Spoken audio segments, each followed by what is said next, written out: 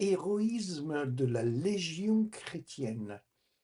Cette légion fait triompher les Romains au moment où ceux-ci allaient succomber dans un combat engagé contre les Francs. Cet événement est placé par l'auteur à la fin du IIIe siècle après Jésus-Christ. C'est Chateaubriand qui raconte cet événement. L'épouvante commence à s'emparer des légions. Constance, qui, du milieu du corps de réserve, suivait de l'œil les mouvements des troupes, aperçoit le découragement des cohortes. Il se tourne vers la Légion chrétienne. Braves soldats, la fortune de Rome est entre vos mains, marchons à l'ennemi. Aussitôt, les fidèles abaissent devant César leurs aigles surmontés de l'étendard du salut. Victor commande. La légion s'ébranle et descend en silence de la colline. Chaque soldat porte sur son bouclier une croix entourée de ces mots: Tu vaincras par ce signe. Tous les centurions étaient des martyrs couverts de cicatrices, du fer et du feu. Que pouvait contre de tels hommes la crainte des blessures et de la mort? Ô touchante fidélité!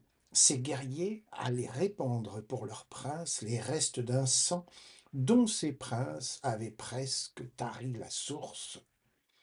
Aucune frayeur, mais aussi aucune joie ne paraissait sur le visage des héros chrétiens. À l'approche des soldats du Christ, les barbares serrent leurs rangs. Les Romains se rallient. Parvenus sur le champ de bataille, la légion s'arrête, met un genou à terre et reçoit de la main d'un ministre de paix la bénédiction du Dieu des armées.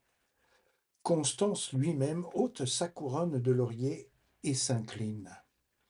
La troupe sainte se relève et, sans jeter ses javelots, elle marche l'épée haute à l'ennemi. Le combat recommence de toutes parts. La légion chrétienne ouvre une large brèche dans les rangs des barbares. Romains, Grecs, Gaulois, nous entrons tous dans l'enceinte des Francs rompus. Aux attaques d'une armée disciplinée succèdent des combats à la manière des héros d'Ilion. 1000 groupes de guerriers se heurtent, se choquent, se pressent, se repoussent. Partout règne la douleur, le désespoir et la fuite. Filles des Francs, c'est en vain que vous préparez le baume pour des plaies que vous ne pourrez guérir. L'un est frappé au cœur du fer d'une javeline, et sent s'échapper de ce cœur les images chères et sacrées de la patrie. L'autre a les 2 bras brisés d'un coup de massue, et ne pressera plus sur son sein le fils qu'une épouse porte encore à la mamelle.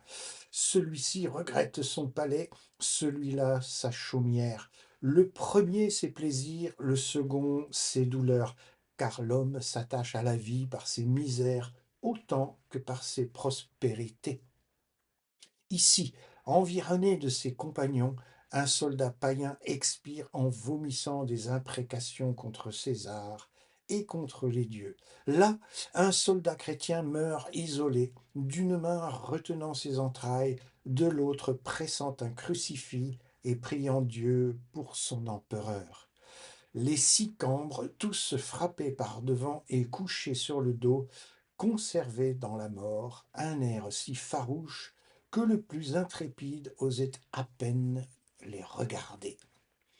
La nuit vint couvrir de son obscurité ce théâtre des fureurs humaines. Les Francs vaincus, mais toujours redoutables, se retirèrent dans l'enceinte de leurs chariots. Cette nuit, si nécessaire à notre repos, ne fut pour nous qu'une nuit d'alarme. À chaque instant, nous craignions d'être attaqués. Les barbares jetaient des cris qui ressemblaient aux hurlements des bêtes féroces. Ils pleuraient les braves qu'ils avaient perdus et se préparaient eux-mêmes à mourir. Nous n'osions ni quitter nos armes, ni allumer des feux. Des soldats romains frémissaient, se cherchaient dans les ténèbres, ils s'appelaient, ils se demandaient un peu de pain ou d'eau, ils pansaient leurs blessures avec leurs vêtements déchirés.